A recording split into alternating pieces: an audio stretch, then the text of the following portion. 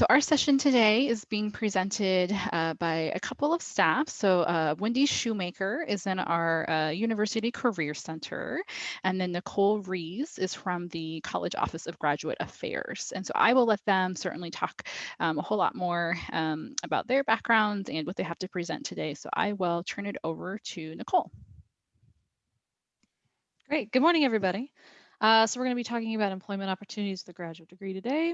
A little bit about me. I'm the program manager for graduate professional development and communications for the College of Liberal Arts and Sciences. So I kind of cover a smaller footprint than Wendy does. I do everyone in the college, which is kind of arts, humanities, social sciences, and natural sciences. So I don't do engineering, business school, and whatnot. I interact with some colleagues over there, but it's not kind of those aren't my stakeholders. So I can answer specific questions about folks that want to get grad degrees in the college and kind of career outcomes more confidently than I can outside into the other schools. Wendy, did you want to? Yeah, no problem. Hi, good morning, everyone. I'm Wendy Shoemaker, and I work in the University Career Center. I've been at KU for close to 17, almost 18 years now. I've been in the field of career services for 20 years and worked at other universities, Arizona State University, University of Iowa, a couple of small liberal arts. And so, I have experience advising all manner of people as they consider their career outcomes and career ideas. The University Career Center really serves, as the name implies, serves all students at the university, helping them make decisions. So we offer career coaching services, and we also offer employment services, job and internship listings, and specific support for students in the college, students in a manner of other schools. I'll get into that a little bit later about our services, but just delighted to be with you all and looking forward to the conversation today. Great, thanks, Wendy.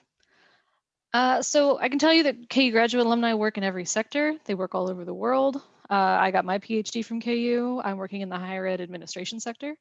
Prior to taking this job about 4 years ago, I was working in international nonprofit while I was finishing up my PhD.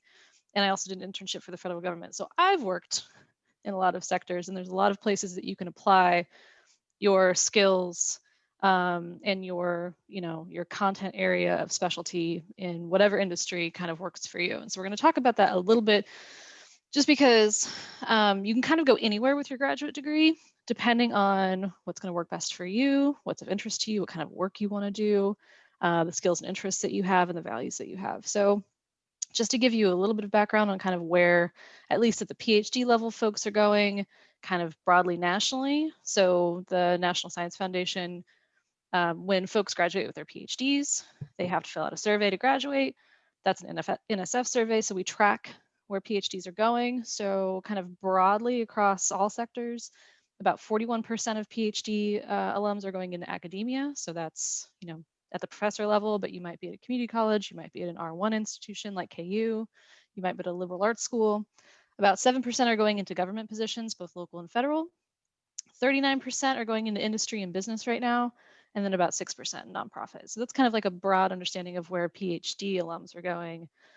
Masters, obviously you don't see that high percentage in academia.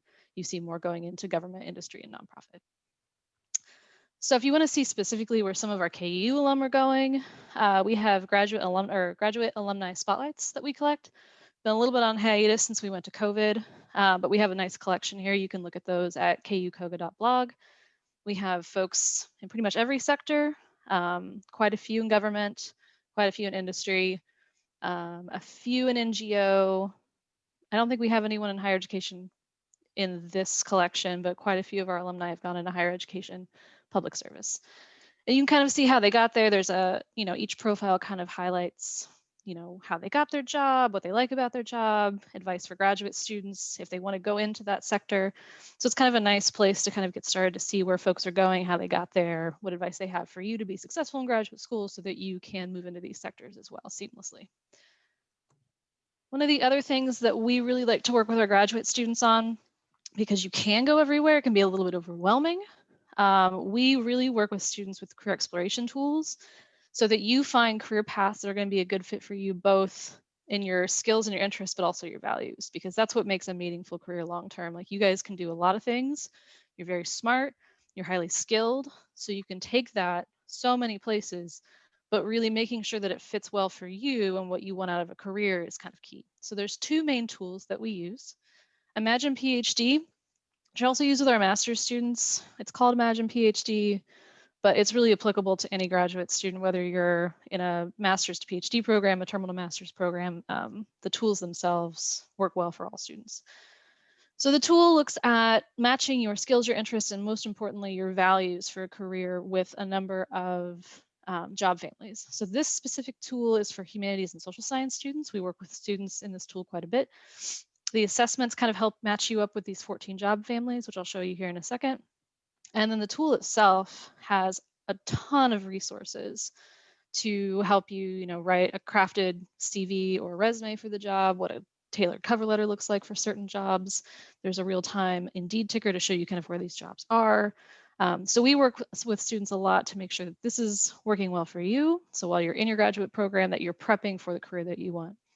So when you go into the tool, it's free. Actually, my office has been instrumental in creating this tool. The Graduate Career Consortium created it. It's funded by institutions of higher education. So it's not like this is a sponsored tool by industry. It's a really nice tool.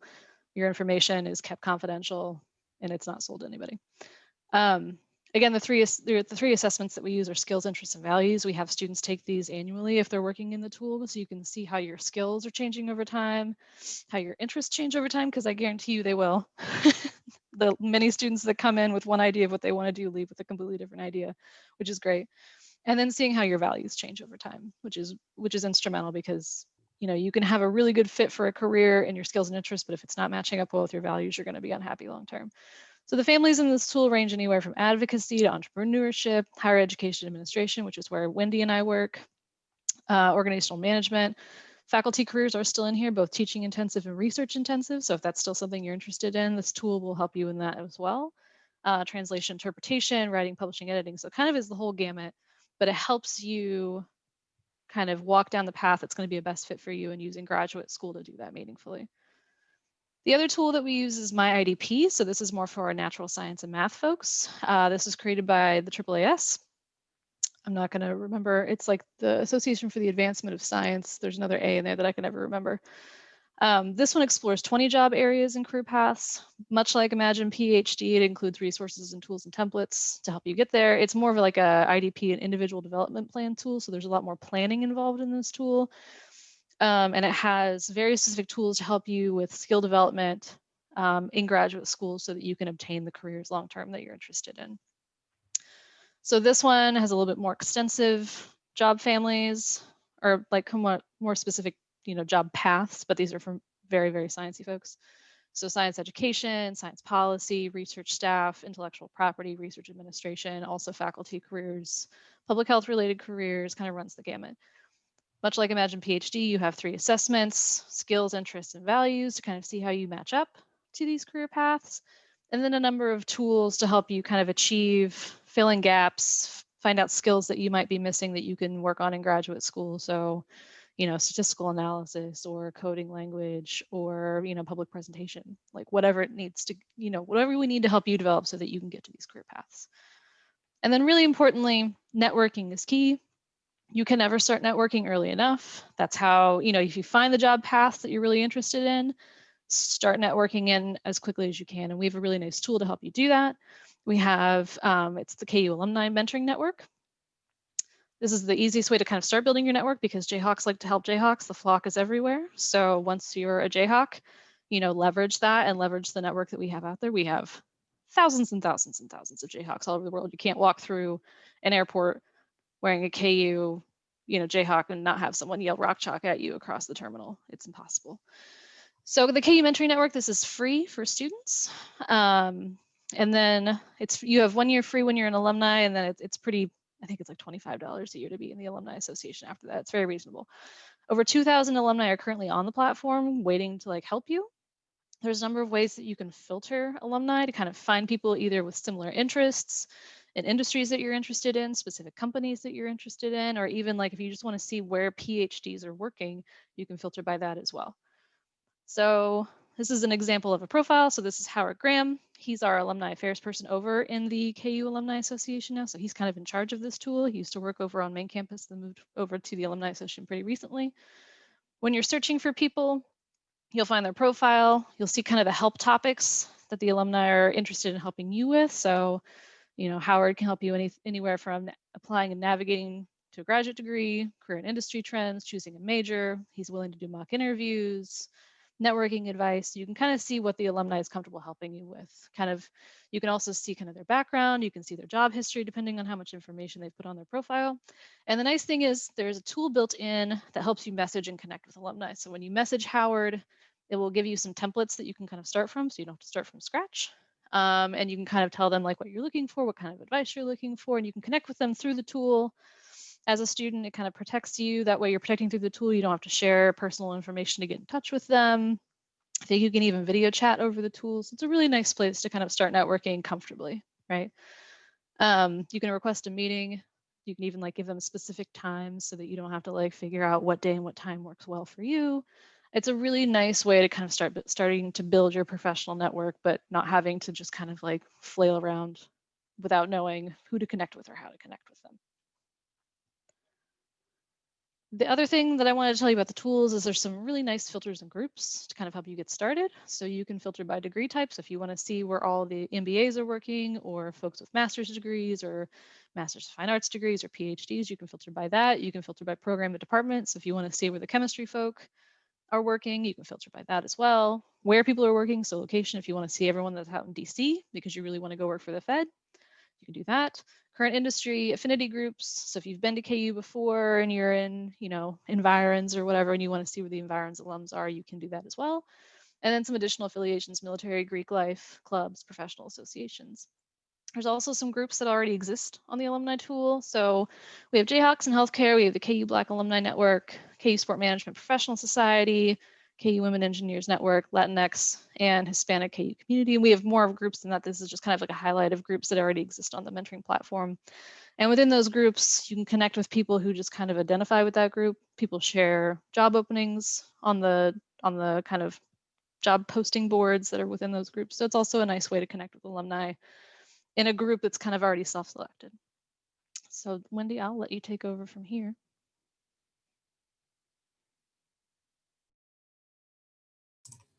Thank you, Nicole. Nice overview of some of the resources that are available to KU students. I work in the Career Center, and I've been here for a few years now. And I will say that I thought I'd just start by sharing a little bit of my own story about how graduate education has really expanded my career horizons. My background is in teaching. I was a public school teacher, and I found that I needed some more options and just based on what I wanted to do out there. Nicole mentioned values, and one of the values that I hold dear is solving problems and working through complex things. And I found that a master's degree really expanded my horizons immensely. That was over 20 years ago. And so I thought I'd just start with the review of some of the Bureau of Labor Statistics and why education is so important, especially in today's economy, which is it's just challenging. And but with the more education, the value of education, the more pay, the higher in pay, higher in salary, and then obviously more resiliency in terms of unemployment. And so that's likely one of the reasons why, not the only reason why, you are considering graduate education, especially in light of the recent downturn in the economy.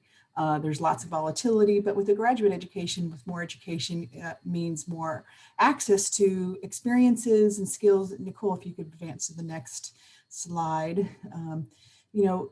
This is the reason why. And I'm just sharing this with you so that you can get as much as you can out of your graduate education, because there's lots of choices along the road. There's lots of choices available to you. For example, in developing new skills, and especially highly prized employable skills. Really, the jobs in demand today and of tomorrow are all about problem solving. Whether it's problem solving with humans or problem solving with data or computers or the combination, it's likely the combination of those. It's really about problem solving. So, you know, the more education you have, the more likely you are problem solving complex issues, unsolvable, ambiguous problems.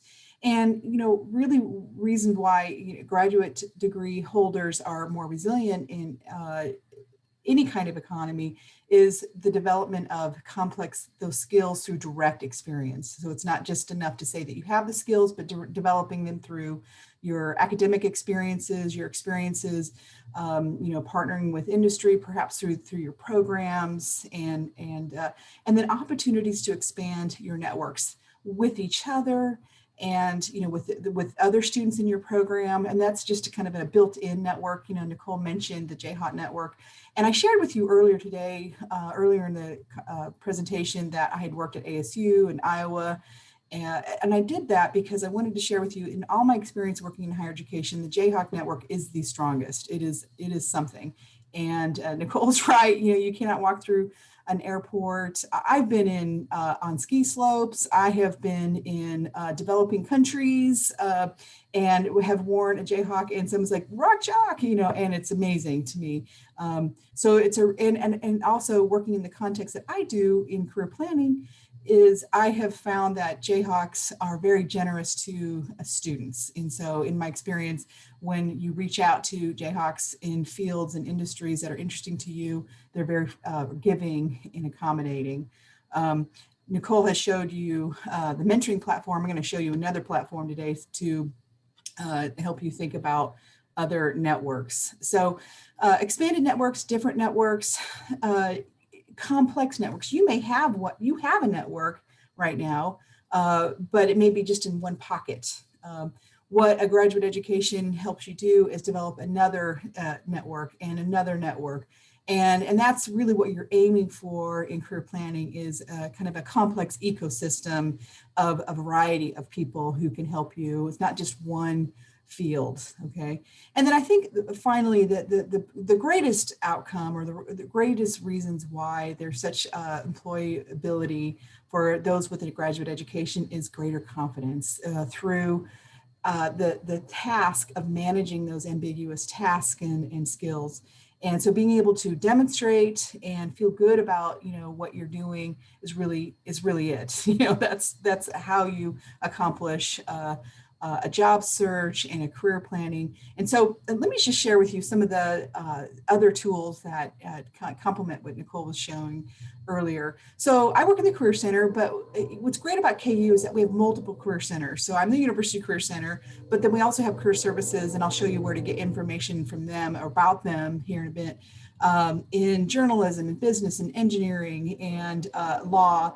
And so, you know, there's a ton of opportunities to network and connect with alumni or industry throughout the year. You know, even during the pandemic this previous year, we didn't really stop. So there was over 30 networking events, and these are large events with you know, a huge variety of organizations coming from industry, nonprofit, government, looking for KU alumni.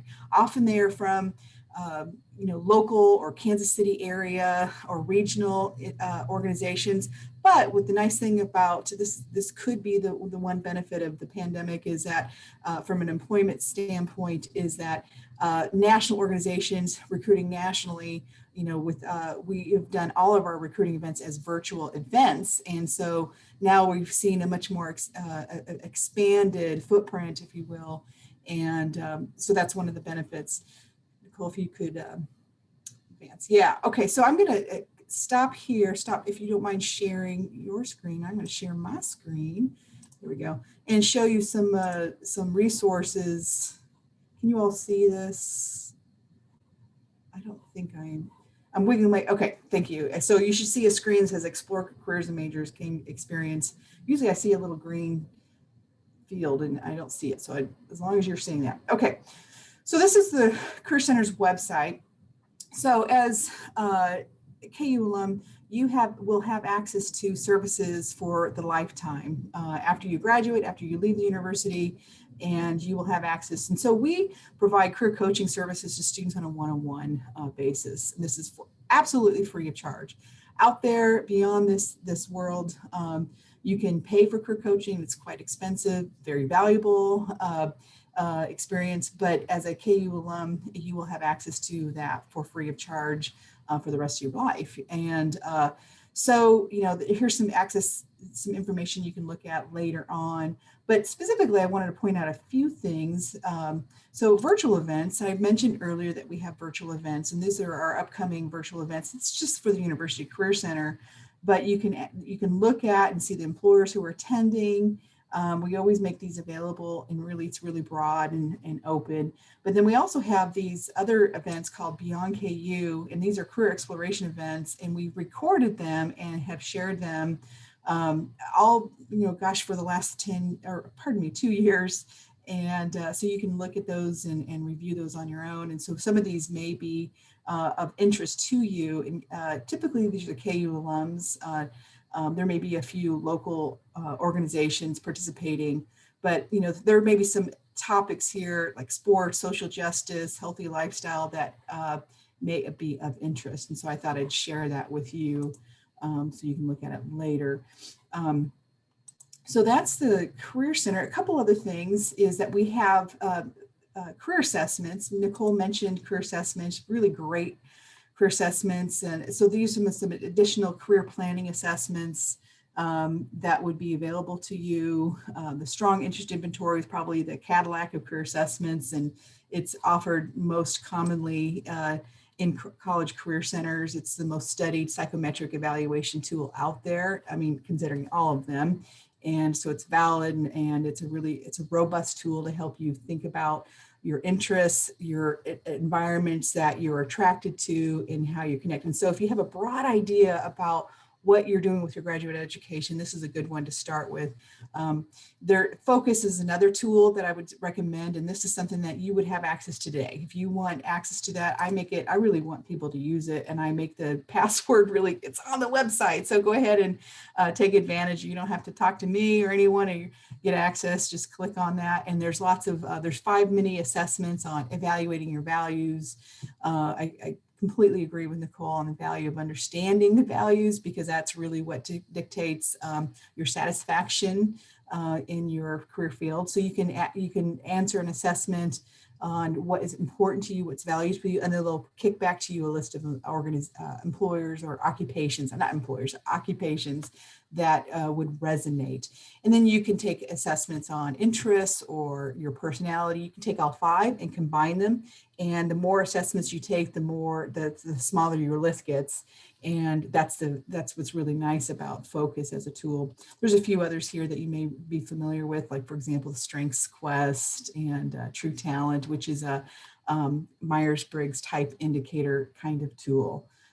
So, there's lots of resources, and I won't go through them all, but I just thought I'd share with you a few of those. HireJayhawks.com is another tool I'm going to show you here. And so every student, when they enroll at KU, gets a tool, gets access to this. And so they get an account, and you would just simply need to click into that and fill in a little bit of additional information, and you have access to jobs and internships, more information, more resources. And but I told you earlier that I was going to show you where to get in contact information from the other career services. So if these, if you're engineering or journalism or business, there's some additional resources for you to find. We participate in the system. What's nice about the way Career Services interacts is that we have one job and internship posting system, and this is at HireJayhawks.com. And so, having access to this gives you a huge variety of jobs and internship possibilities. Last year, there was over 10,000 opportunities posted in this system. So I, always encourage students to get in there, activate their account, set up some job search agents, and have information sent to you. We also post all of our events together, so a comprehensive list of those events are here. Okay, so that's some of the additional information that's complementary what Nicole was mentioning. But let me just share one more networking resource with you, and that's LinkedIn. If you're familiar with you're familiar with LinkedIn. You would need an account to access this information. So you can log into your account in LinkedIn and type in University of Kansas, and then you get their alumni page. By the way, if you're not from KU, your alma mater will have a similar page, and so this is really interesting. And so if you click on alumni right here that I'm highlighting, you will get access to information about all the alumni who are on LinkedIn. So as you can see, it's a little bit under 170,000. So that's a huge variety of people. And so the value here is looking at where they work, what they studied. So let me just show you something that I use with students. If you wanted to look at those with a PhD, let me just see what happens here. So we're going to go from a little bit under 170 to a little bit under 6,000 now. Now this is you can see here I have a little typo, but it seemed to pick up anything with those words. And you will find those who are currently enrolled, who have PhD in their profile, or those who have graduated with a PhD. And this is pretty robust. You can do this with different kinds of degrees. If you wanted to parse out a little bit more about the areas of study, then you can just click on, let me just pick on psychology because it was the first on my list. And so now it's winnowed it down even more to a little bit under 700 students. And so I'm going to keep on scrolling. And so it goes through and shows you those profiles of those PhD profile people who have studied psychology. And so this is complementary to what Nicole was offering you or showing you earlier. What's nice about the mentoring tool that Nicole was sharing with you is that these are alumni who want to be reached, who are expected to be reached. These are just alumni who have profiles. But as I said earlier, in my experience, KU alumni are very generous, and a nicely worded connection message, and almost, it's been the case that they are pretty responsive. So set up an informational interview or time to connect. That's been a pretty good showing tool for students. So this is really fun. You can do that if you're considering a master's degree. You can type in master's. If you're considering an educational doctorate, you can type that in. So nice tool to use for your networking needs. And so I am going to stop sharing. And Nicole, if you want to, I don't have much more to share besides, wishing you luck in your exploration. I know you have lots of choices to make. I really congratulate you for considering graduate education. It really expands your horizons and gives you more choice and more, options. And you're going to be a little bit more in control, especially if you think about it in terms of the benefits, which is access to problem solving, access to networks, access to deeper and more complex skill development.